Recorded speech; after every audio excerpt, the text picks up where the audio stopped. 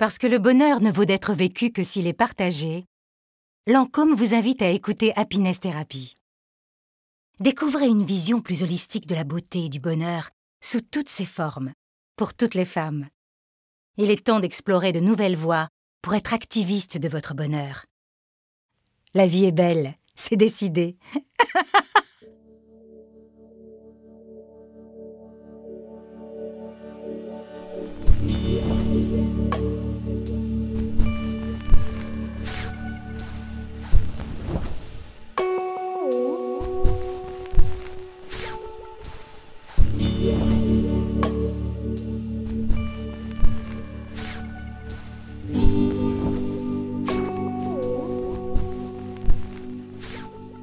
Alfred de Musset n'a pas été le seul à succomber au charme de Séléné.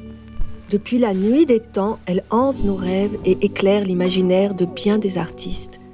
D'Alexandre Dumas à Hergé, en passant par Baudelaire, Edgar Poe, Jules Verne, Lamartine, Norman Mailer, Harumi Murakami, mais aussi Beethoven, Schubert ou Debussy. Vous écoutez Happiness Therapy, le podcast de Madame Figaro dédié au bien-être. Et oui, en 2019, ou presque, la Lune est toujours à la une.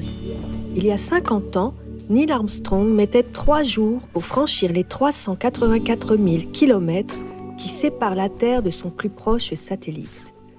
Il posait alors le pied sur ce drôle de caillou à fantasmes. Nous avons voulu fêter cet anniversaire à notre façon.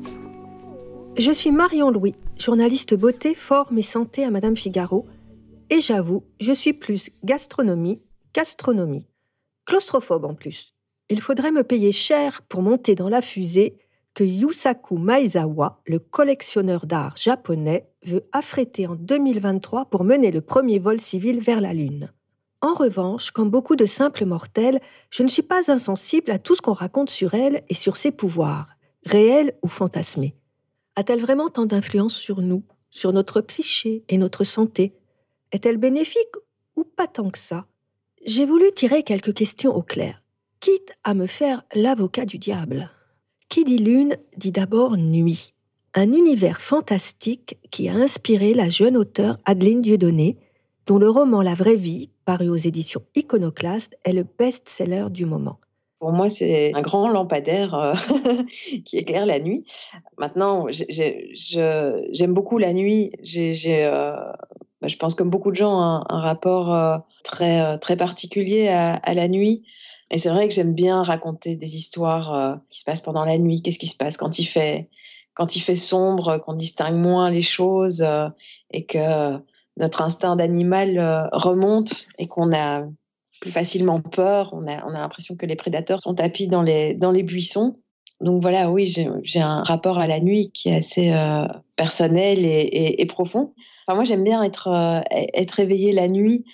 Ces moments très particuliers, comme quand on était enfant, où on se disait « c'est l'heure où normalement on doit dormir, c'est l'heure où normalement tout le monde est déjà endormi et moi je veille et moi je suis toujours là ».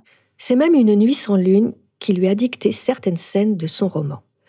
À Bruxelles, Adeline ne se déplace qu'à vélo et doit traverser la grande forêt de Soignes pour aller travailler. Sauf qu'en hiver, la nuit tombe très tôt. Un soir, qu'elle travaillait plus tard que prévu, elle a dû traverser la forêt dans le noir complet. Et en fait, j'étais complètement terrifiée. C'est-à-dire qu'une fois qu'on s'enfonce dans la forêt et que l'obscurité est absolument totale et qu'on ne voit plus rien, même la lune, même la lumière de la lune ne pénètre pas à cause des arbres, et qu'on n'a plus une seule lueur de route ou de maison au loin, on est vraiment juste dans l'obscurité totale, avec juste la forêt et les bruits de la forêt autour. En fait, c'est tout à fait terrifiant. Je l'ai fait, mais ça m'a valu 1 heure de panique totale, où je pédalais de plus en plus vite avec juste mon petit phare qui tremblotait devant mon vélo. Et en ressortant de là, je me suis dit, mais il faut absolument que j'écrive quelque chose qui se passe la nuit dans la forêt. Je ne savais pas qu'étant adulte, je serais encore terrifiée comme ça. La Lune fascine tant que le Grand Palais va bientôt lui consacrer toute une exposition qui ouvrira ses portes en avril 2019. Philippe Malgouir, l'un des commissaires, nous en a livré quelques secrets en avant-première. C'est surtout l'occasion de réfléchir sur la relation qu'on a avec cet astre voisin qui est à la fois une sorte de miroir, mais le lieu de tous les fantasmes, des utopies, de la poésie, de l'imaginaire. La relation à la Lune, elle est à la fois universelle et elle est pleine de facettes ou d'ambiguïté. C'est-à-dire que c'est un objet qui contient à la fois la fascination et sa déception. Et ça ne date pas d'hier. Dans l'Antiquité classique, grecque et romaine, il y a une déesse qui s'appelle Hécate, qui a 3 visages.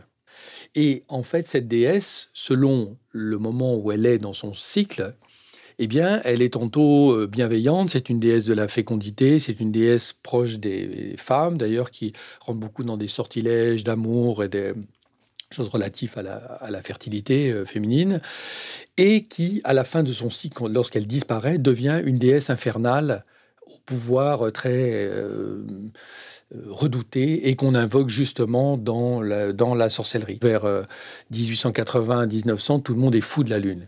Les symbolistes et les autres, au théâtre, à l'opéra, en peinture, partout, il y a de la Lune. Parce que la Lune, à cette époque-là, incarne justement la femme menaçante, mais aussi la Vierge, donc tous ces aspects un peu insaisissables de la féminité tels qu'ils sont vus dans ce contexte. Il y a un autre domaine qui nous fascine encore plus, c'est l'astrologie. La Lune y joue un rôle aussi important que le Soleil. À Madame Figaro, nous avons une grande spécialiste, Nadine de Liederkerk, qui depuis des années prépare chaque semaine notre horoscope. Nous n'allions pas nous priver de ses lumières. Dans l'astrologie, nous avons 2 luminaires, le Soleil et la Lune. Donc l'astrologie est un jeu d'analogie. Donc en analogie, le Soleil, c'est la lumière, c'est la force, c'est le Père. La Lune, c'est la nuit, c'est l'eau, c'est le rêve, c'est la mer. Donc c'est gestuel, c'est la fécondité. C'est tout à fait différent. En psychoastrologie, on va dire la Lune, c'est l'anima, le Soleil, c'est l'animus. Donc la Lune, c'est notre monde intérieur et le Soleil, c'est notre affrontement au monde extérieur. Donc la Lune, c'est tout le monde des rêves, c'est le monde de l'intériorité, c'est la mer, c'est la fille, c'est la foule. Dans le corps humain, c'est l'estomac, parce qu'on a un nœud dans l'estomac, c'est les émotions, puisque la Lune, c'est les émotions.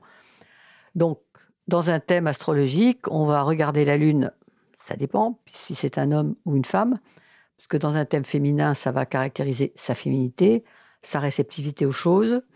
Dans un thème masculin, ça va être sa dimension anima, intérieure, et sa recherche de femme. Donc, c'est assez intéressant quand on fait une synastrie entre un thème d'homme et un thème de femme. Bon, on va voir dans un thème d'homme la Lune pour voir à quel type de femme il s'intéresse. Alors, pourquoi est-elle autant associée au féminin ? La femme est associée de manière à la fois culturelle et inconsciente plutôt à l'élément liquide ou aquatique. Donc, elle a trouvé cette espèce de terrain symbolique, vous voyez, très primitif en quelque sorte, dans lequel une relation entre la Lune et la femme a pu se construire. Elle est en tout cas extrêmement présente dans de multiples cultures. Ce qui est sûr, c'est que nombre de croyances populaires circulent sur notre voisine cosmique, avec de nombreux rituels associés. Plus exactement, la pleine lune. Elle influerait sur le sommeil, le cycle féminin, le comportement des gens, aurait un impact sur les accouchements, les accidents et les délits. Et je ne parle pas des sorcières et des loups-garous qui en profitent pour sortir balais et museaux. J'ai voulu savoir ce qu'il en était auprès d'un scientifique pur et dur qui s'est beaucoup intéressé aux croyances populaires. Il s'agit du docteur Daniel Kunt, astrophysicien au CNRS et co-auteur du livre « L'astrologie est-elle une imposture ?» Et s'il est une croyance qui se transmet de génération en génération, c'est bien l'effet de la Lune sur les cheveux. Il n'y a aucune hypothèse qui permette de penser que la Lune a une quelconque action sur la croissance des cheveux. D'abord parce que les cheveux, c'est quand même un tissu mort. Enfin, ça pousse, mais après, c'est sec, il n'y a pas de sève, il n'y a pas de fluide, il n'y a rien. Pourtant, certains n'en démordent pas. Le seigneur des ciseaux nocturnes s'appelle Djelani Mahachi, surnommé le coiffeur de la pleine lune. Depuis 38 ans, il tient salon au cœur de Paris, près du centre Beaubourg. En été, il officie jusque sur le trottoir et a même parfois investi toute la place des Victoires pour ses happenings capillaires dont il a le secret. Le soir de la pleine lune d'octobre où nous sommes allés lui rendre visite, il y avait moins de monde, mais quelques jeunes filles très convaincues. Je ne peux pas l'expliquer, ça, c'est un phénomène, c'est un dicton qui existe depuis plusieurs siècles. Même moi, au début, je n'y croyais pas du tout. Je me rappelle ma mère, elle en parlait aussi bien que ma grand-mère. Elle disait que c'était la lune, c'était bien de se faire couper les cheveux pendant cette période pour avoir des beaux cheveux. Donc, est-ce que c'est vrai? Oui. Est-ce que c'est faux? Je n'en sais rien. Mais moi, en tout cas, depuis 1983, ça dure. Et j'ai toujours des gens qui reviennent et qui sont satisfaits. Azélia, une jeune fille de 21 ans à la longue chevelure brune, elle y croit dur comme fer. Ça va faire 2 ans à peu près, que je viens ici les couper à chaque fois les soirs de pleine lune. Que j'ai remarqué qu'il y avait une meilleure repousse, les cheveux étaient mieux. Je sais qu'ils sont plus forts, ils sont plus jolis, plus souples. Puis voilà. Si la lune fait pousser les cheveux, à quel moment faut-il donc s'épiler pour que les poils repoussent moins vite? En lune descendante, c'est-à-dire après la pleine lune, après le passage de la lune. Nous avons aussi sonné à la porte du médecin généraliste Henri Puget, qui a écrit tout un livre sur la lune et la santé. Il a recensé une vingtaine de phénomènes qui, selon lui, pourraient être expliqués par les cycles de la lune, notamment le sommeil, le stress, les cystites, etc. Il a même des traitements très cosmiques. Moi, je fais faire aux gens de l'eau lunaire. C'est-à-dire, vous mettez, ce que je fais moi aussi, même si on me prend pour un fou, je le fais quand même, vous mettez 1 litre d'eau, 3 litres d'eau en période de pleine lune, vous laissez ça pendant toute la nuit, quand la lune est visible. Vous mettez alors bouteille de verre de préférence, et chaque matin, après, vous buvez un verre d'eau lunaire, et ça vous donne beaucoup d'énergie. Voilà. Et les bains de lune, secret de jouvence ou mauvais plan? Ce sont quand même les rayons solaires qui sont réfléchis par la Lune. Dans le rayon solaire, tout le monde sait. Bien sûr, moi je m'expose au soleil de temps en temps, mais je ne mets pas 2 ou 3 heures. Je mets un quart d'heure, une demi-heure, 3 quarts d'heure, et puis après fini. Voilà. Et donc, je pense que les rayons lunaires, c'est pareil. Ok, j'ai compris. Je n'irai pas danser nu la nuit dans les clairières pour rajeunir. Pour bronzer, peut-être. Même déception pour les accouchements. De nombreuses études ont montré que la Lune n'avait aucun impact sur les naissances. Aline Dieudonné le sait bien. J'espérais un peu quand j'étais enceinte aussi. Hein, on dit que parfois on accouche plus facilement les nuits de pleine lune, mais elle m'a pas aidée sur ce coup-là, la Lune. Je veux bien, mais si la Lune a un effet sur les marées, pourquoi pas sur nous qui sommes constitués à 60 voire 70% d'eau? Daniel Kunt a encore des arguments. Les marées, c'est dû effectivement à l'action de la gravitation qu'exerce, la force gravitationnelle qu'exerce la Lune et le Soleil, faut pas oublier le Soleil, sur les fluides. Un gros camion qui passe pas très loin de nous a autant d'effets sur nous que la Lune, qui est située à 300 000 km de là. Je ne désarme pas. Et les paysans, qui depuis des siècles suivent les mouvements de la Lune pour leur plantation, seraient-ils tous de doux rêveurs, voire des illuminés? Daniel Kunt ne remet pas en cause le savoir des anciens, mais aujourd'hui, la science peut expliquer certains phénomènes naturels. La Lune rousse, vous avez entendu parler de la Lune rousse? Ben voilà typiquement un exemple d'une fausse corrélation. Il est communément admis qu'au mois d'avril, à peu près, c'est la Lune rousse. Qu'est-ce que ça veut dire? Ça veut dire que c'est à cause de la Lune que les bourgeons deviennent roux, c'est-à-dire qu'ils gèlent. C'est pas la Lune qui est rousse, hein. Attention, là encore, beaucoup de gens se méprennent. Ce sont les bourgeons qui gèlent. C'est catastrophique pour les paysans.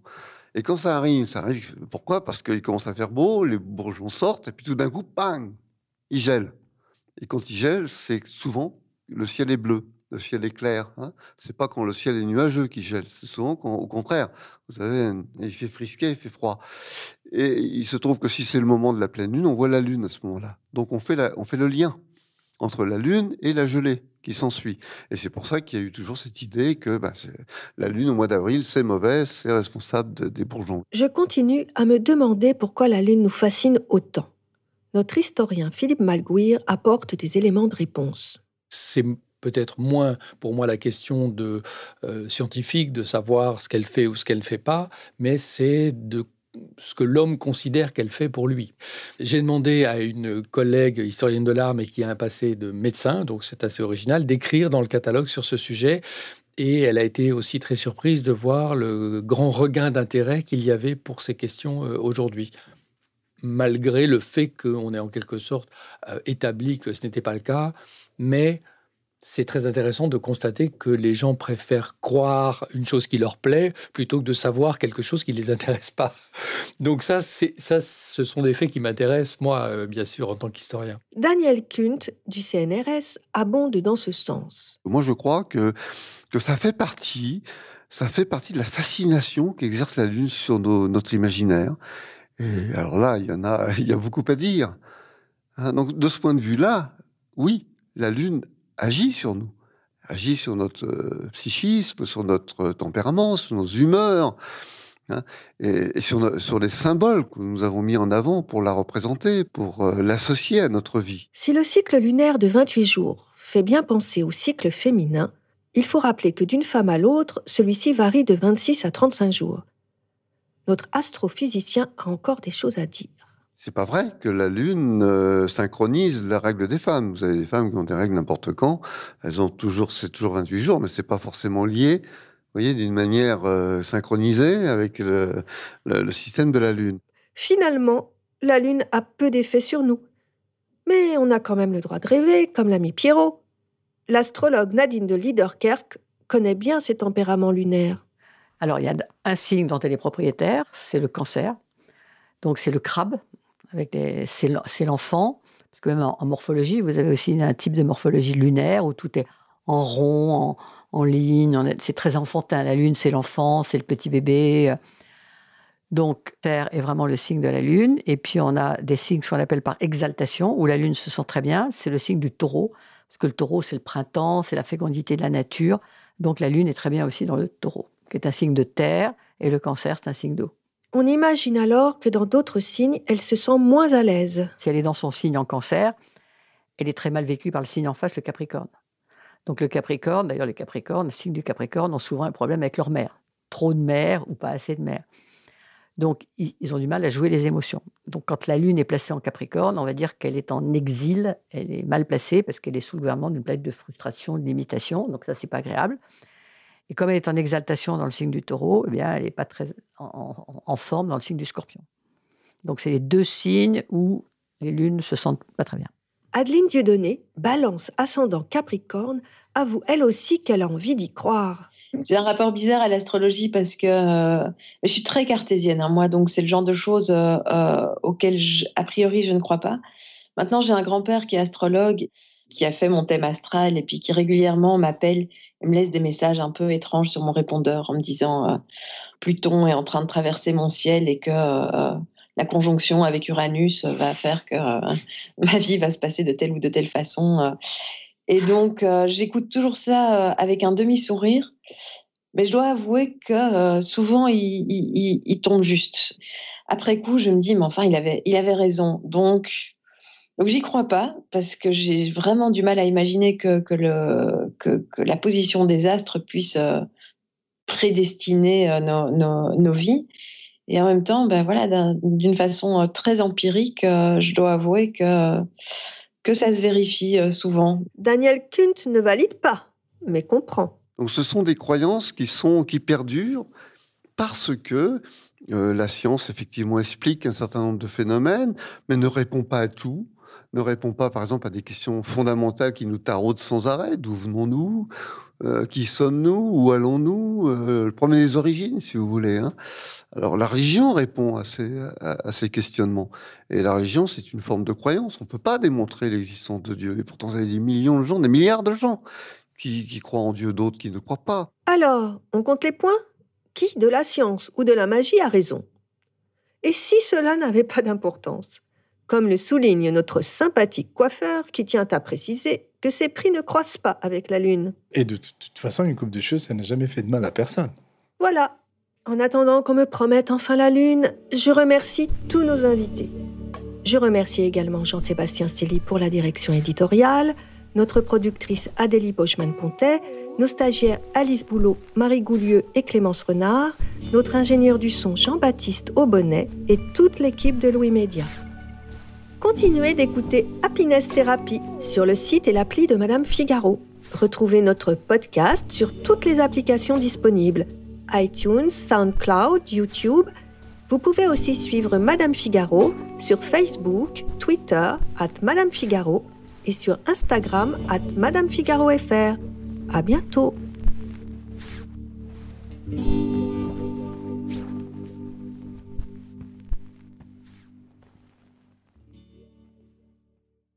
Happiness Therapy vous a été présenté par Lancôme.